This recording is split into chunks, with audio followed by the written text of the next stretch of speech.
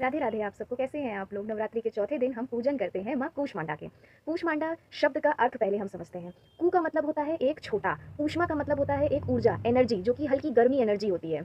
और अंडा मतलब होता है एक अंड, यानी ब्रह्मांड रूपी अंड, जो इस समूचे ब्रह्मांड की उत्पत्ति का कारण है। वो महादेवी है माँ कूष्मांडा, जो कि संपूर्ण संसार की रचयिता है। तो आइए उनकी कथा को जानते हैं। तो ये उस समय की बात है जब मैंने कल आपको माँ चंद्रघंटा की कथा बताई थी, जिसमें जटुकासुर नाम का एक असुर था। उसने क्या क्या किया, कैसे कैसे किया, और माता ने उसका अंत किस प्रकार से किया। उसके बाद दो और असुर पैदा हुए थे, जिनका नाम था माली और सुमाली। वो सुकेशा नाम के असुर के पुत्र थे। उनकी माता देवावती थी। तो उन दोनों ने महादेव का भीषण तप और तपस्या करना आरंभ कर दिया, जिस तपस्या के प्रभाव से उनका शरीर इतना प्रकाशमय हो गया था कि संपूर्ण पृथ्वी चमकने लगी थी। अब ये चीज़, इस चीज़ की भनक लगी सूर्यदेव को कि उनसे ज़्यादा कोई कैसे प्रकाशित हो रहा है, क्योंकि संपूर्ण संसार को प्रकाशमय करने वाले सूर्यदेव ही हैं।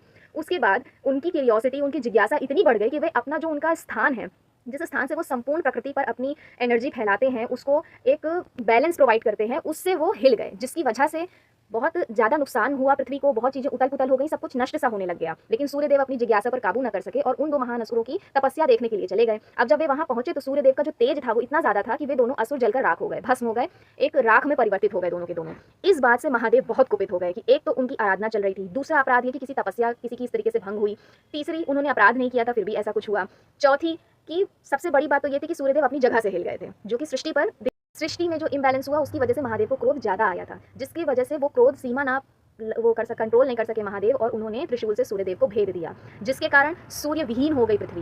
पृथ्वी पर संपूर्ण तरीके से डार्कनेस फैल गई, पूरी तरीके से अंधकार छा गया। सूर्य की उपस्थिति ना होने के कारण बहुत सी फसल और भी जीव जंतु जी नहीं पा रहे थे। जब ये बात ऋषि कश्यप को पता चली तो ऋषि कश्यप ने अपने पुत्र को इस दशा में देखकर अत्यंत इमोशनल होने के बाद महादेव को ही श्राप दे डाला कि आप भी इसी तरीके से एक दिन अपने पुत्र को भेद देंगे अपने त्रिशूल से। कुछ देर के बाद जब उनका इमोशंस एक साइड पे उन्होंने रखे, फिर उन्हें रियलाइज हुआ कि उन्होंने महादेव, जो कि जगत पिता हैं, उनको श्राप दे डाला है। तब उनके चरणों में गिर गए, क्षमा याचना की और रिक्वेस्ट की कि मेरे पुत्र को पुनर्जीवन दान प्रदान करें।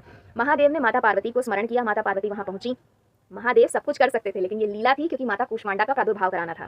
फिर माता पार्वती के अंदर से एक प्रकाशमय ऊर्जा प्रस्तुत हुई, जो कि थी माता कूष्मांडा। माता कूष्मांडा ने अपनी एनर्जी से एक बड़ा सा फायर बॉल बनाया, जो कि ब्रह्मांड में स्थित किया सूर्य की जगह पर, जिससे संपूर्ण ब्रह्मांड जो था वो सूर्यमान हो गया, सब जगह प्रकाश फैल गया, सब कुछ पहले जैसा बैलेंस हो गया। अब ऋषि कश्यप ने उनके चरणों में गिरकर प्रार्थना की कि मेरे पुत्र को जीवन दान दे। माता अदिति भी वहां पहुंच गई थी। उन दोनों ने मिलकर उन दोनों का स्तुति की, स्तवन किया। उसके बाद उनसे रिक्वेस्ट की कि मेरे पुत्र को जीवन की प्रेम भरी वाणी सुनकर माता ने कहा ठीक है, कोई दिक्कत नहीं है। उनको कहा कि एक छोटे से कलश में अपना रक्त, अपनी तपस्या से अर्जित किया हुआ रक्त, मतलब ऋषि कश्यप का जो तपोबल था, उससे उनका रक्त इकट्ठा करवाया छोटे से पॉट में, 1/4 हिसाब से। उसमें माता ने अपने अमृत कलश से अमृत डाला और ऋषि कश्यप से कहा कि इसका अच्छा मिक्सचर तैयार कीजिए। ऋषि कश्यप को बहुत अच्छा वनस्पतियों का ज्ञान भी था और वो वैद्य भी थे, इसीलिए उनसे ये कार्य करने को कहा। जैसा माता कहती गई वैसा ऋषि कश्यप करते गए। उसके बाद वो अर्घ सूर्यदेव को पिलाया गया, जिससे सूर्यदेव पुनः जीवंत हो गए और संपूर्ण सृष्टि जैसे थी वैसे ही स्थित रही। अब इसके बाद ये सब देखने के बाद जो सुकेशा थे, जिनके पुत्र भस्म हो चुके थे, वे और देवावती, ये दोनों माता के पास गए और अपने पुत्रों की राख उनको दिखाई। तब माता ने उन्हें भी आशीर्वाद दिया। उस राख का इस्तेमाल करते हुए माता ने एक एनर्जी क्रिएट की और देवावती के गर्भ में स्थित कर दी, जिससे वो महानसुर दोबारा से जीवंत हुए,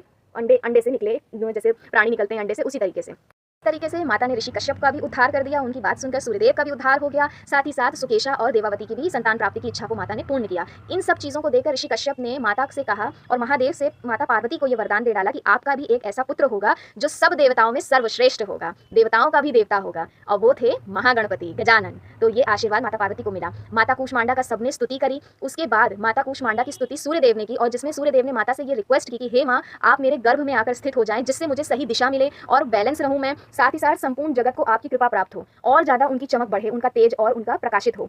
माता की ऐसी स्तुति की सूर्यदेव ने कि माता ने उन्हें भी वरदान दिया और उनके सेंटर ऑफ एनर्जी, जो सूर्य की सेंटर ऑफ एनर्जी है, उसमें जाकर के माता विराजित हो गई, जिससे सूर्यदेव की शक्ति और बढ़ गई और तरीके से वो संपूर्ण जगत में व्याप्त हुए और क्रिएशन इसी तरीके से बढ़ते चले गए, जिससे संपूर्ण जगत का कल्याण हुआ। माँ कूष्मांडा की स्तुति करने से हम हमेशा निरोग रहते हैं, हमें हमेशा एक अच्छी हेल्थ मिलती है। तो आइए हम माता कूष्मांडा का स्मरण करते हैं और जीवन में कॉन्फिडेंस, पीस, अच्छी हेल्थ और बीमारियों से लड़ने की ताकत प्राप्त करते हैं। हम सब के जीवन में माता कूष्मांडा वो हैं, जितनी भी गर्भवती स्त्रियां हैं जो अपने गर्भ में एक शिशु को पालती हैं, एक गर्भ में जो एक एनर्जी को पालती हैं, उसे पोषण देती हैं, वे माता कूष्मांडा का ही प्रभाव है। तो जितनी भी गर्भवती स्त्रियां हैं, आप उनमें माता कूष्मांडा को देख सकते हैं। इसी तरीके से माता की स्तुति करते रहिए और राधे राधे करते रहिए।